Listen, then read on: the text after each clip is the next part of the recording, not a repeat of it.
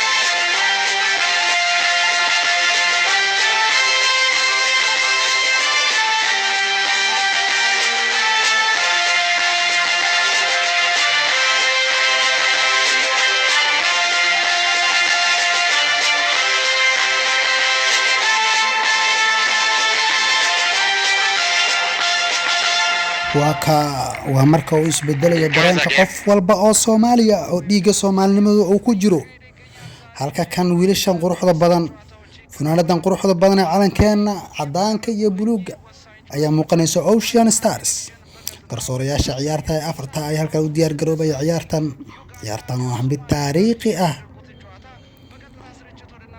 oo xulka qaranka Soomaaliya dhawaantan uu ku soo noqday garoomada caalamiga ah guulo waaweyn ay ka gaareen xulal culus sida xulka wadanka Zimbabwe sanadkii 2020 iyo eber uga badiyeen ciyaar ka dhacday wadanka Djibouti aan walaalahan nahay caasimadda Djibouti garoonka Abtidon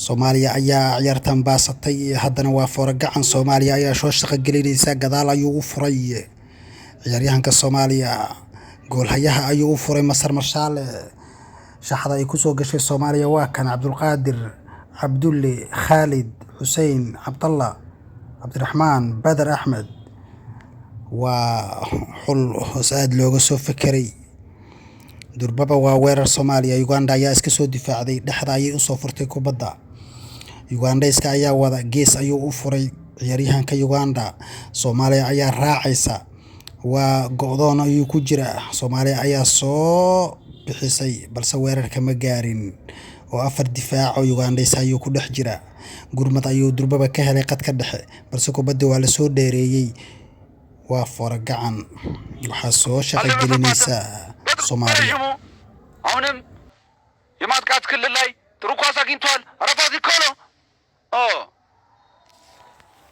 አረፋት ኒኮሎ ኳስ ሲመታ የሶማሊያው ተከላካይ ላይ ጥፋት መስራቱን ተከትሎ በመልስ ምት ጨዋታው የሚቀጥል ነው የሚሆነው ክቡራን ተመልካቾቻችን ነው በተደጋጋሚ የምንመለከተው ይሄ ደግሞ የጨዋታ ፍልስፍናቸው እንደሆነ ባለፉት ጨዋታዎች ላይ ተመልክተናል ባቆጠር የሚችሉ ከሆነ ግን በተለይ በጠንካራ የመከላከል አቅማቸው ነው የሶማሊያ ተጫዋቾችን የምናቀው ኢትዮጵያን ባሸነፉበት ጨዋታ ከዛ በተጨማሪ ከታንዛኒያ ጋር በነበራቸው ጨዋታ ላይ መከላከል መርህ አድርገው የሚሄዱ ሰዎች በጣም እየተቸገሩ ያሉበት ነው የሚገኘው ጆዜ ሞሪኖን ማንሳት በጥሩ አጋጣሚ አብዲ አስቆጠረ አብዲ ሀፊድ አብዲ የግራ እግር ተጫዋች ነው ድንቅ የሆኑ ብቃት እንደ ክርስቲያኖ ሮናልዶ የደስታ አገላለጹን ገልጿል አብዲ ሀፊድ አብዲ ሚገርም ግብ ይሄ ልጅ የኢትዮጵያ አብዲ አሁንም ጥሩ ቦታ ላይ ኳስ ሚገርም ክህሎት ያለው ልጅ ነው የተጫዋች ምን ሊያደርገው ይችላል ጥፋት ተሰርቶበታል ምን አይነት ብቃት ያለው ተጫዋች ነው የሶማሊያ ተጫዋቾች እጅግ በጣም ወሳኝ ሰዓት ላይ ይገኛሉ በረጅሙ መጥቷል ነገ ይመታው ተጫዋች ነው አስቆጠረ በየት በኩል ይመታል አብዱሌ ከኢቱታ አብዱሌ ምን አይነት ብቃት ነው የሚገርም ኳስ ምንም አልመሰለውም የግብ ጠባቂ ጥሩ ወደፊት እያመራ ይገኛል አማካይ ስፍራ ላይ ሚጫ محمد مصطفى ያሹ ከድራ ሙስታፊ ነው ያስገራሉ። መሐመድ ሙስታፊ አስቆጠረ። ብቃት በቃ በጣም መረጋጋት ወደ ደጋፊዎችም ሪያክት ያደረገበት መንገድ ይገርማል። ረጋ ብሎ ግብ ጠባቂው ከሄደ በኋላ ነው የዘለለው። ቀደም ሲል ለመምታት ዝግጅት ላይ ይገኛል ዋንዴራ። ዋው ወደ ተከላካይ ስፍራ ላይ ሄዶ ራፋት ኒኮሎን በሚገባ የተቆጣጠረ ተጫዋች ነው። የሚገራርም ግቦችን እየተመለከትን እንገኛለን። ግራ አስመስለው ወደ ቀኝ፣ በቀኝ አስመስለው በግራ የሶማሊያ ተጫዋቾች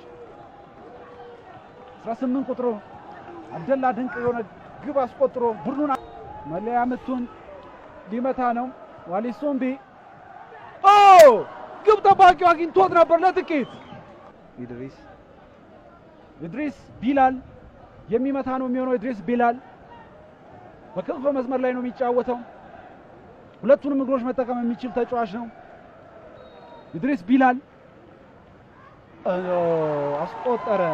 ምን አይነት ፍቅር ነው! ከአስር ድረስ ግብ ጠባቂው ቦታውን አይቶት ነበር፣ ነገር ግን ውሳኔ ላይ በመዘግየቱ ይህንን አልመለሰ። ኤልቪስ ተንደረደረ፣ አስቆጠረ። በረኛው አሁንም ተመሳሳይ ግብ ነው ያስቆጠረ። አብዲ መስዑድ አብዲ ወይስ ኢቱታ? መስዑድ አብዲ አስገራሚ ጎል! ድንቅ ጎል! የሚመታው ተጫዋች እያለ እኛ ወኬሎ አስቆጠረ። 22 ቁጥሩ አብዲ ሐፊድ አብዲ አስቆጠረ። ይዞት ነበር፣ ለጥቂት ጠባቂ ይዞት ነበር። ለጥቂት ዋጋ ሊያስከፍል የሚችል ጨቆት ነበር። ኦ ማይ ጋድ! እጅግ በጣም ከባድ አጋጣሚ ነበር የተመለከተ ጋር በተያዘ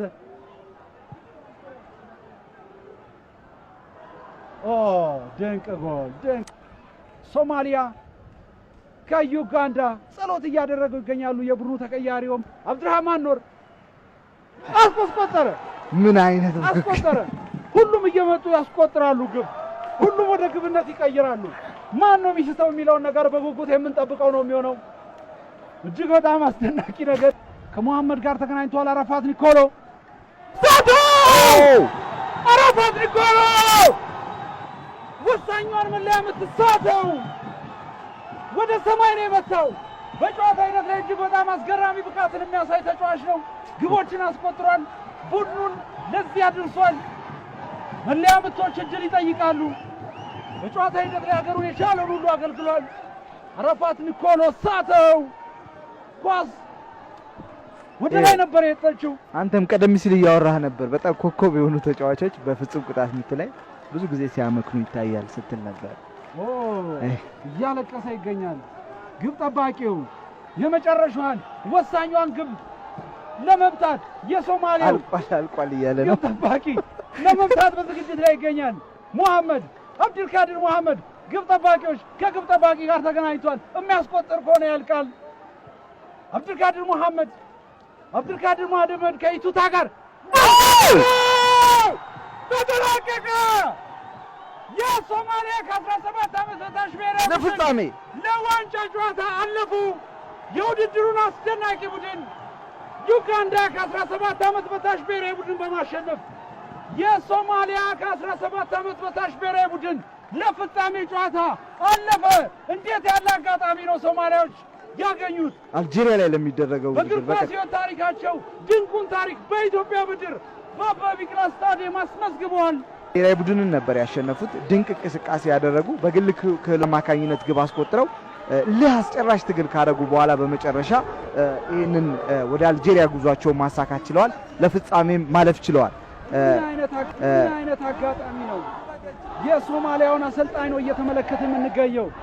ኢትዮጵያ ቦሌ 24 ነው የሚገኙት። እኛ አሰልጣኝ በሚገባ ኢትዮጵያን ያውቋታል። አማርኛ ቋንቋን አቀላጥፎ ይናገራሉ።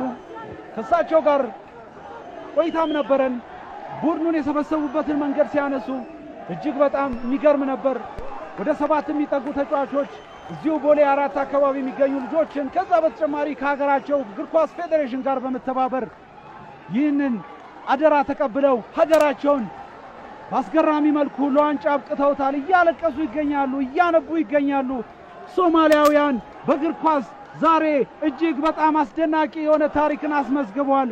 በኢትዮጵያ ምድር ደስታቸውን እየገለጹ ይገኛሉ። ግብ ጠባቂው መሐመድ ነው እየተመለከትን የምንገኘው። ሁለቱም ቡድኖች እያለቀሱ ነው። አንደኛው የደስታ አንደኛው ደግሞ የሐዘን። ምክንያቱም ዩጋንዳውያን ያልጠበቁትን ውጤት ነው ያገኙት ማለት እንችላለን።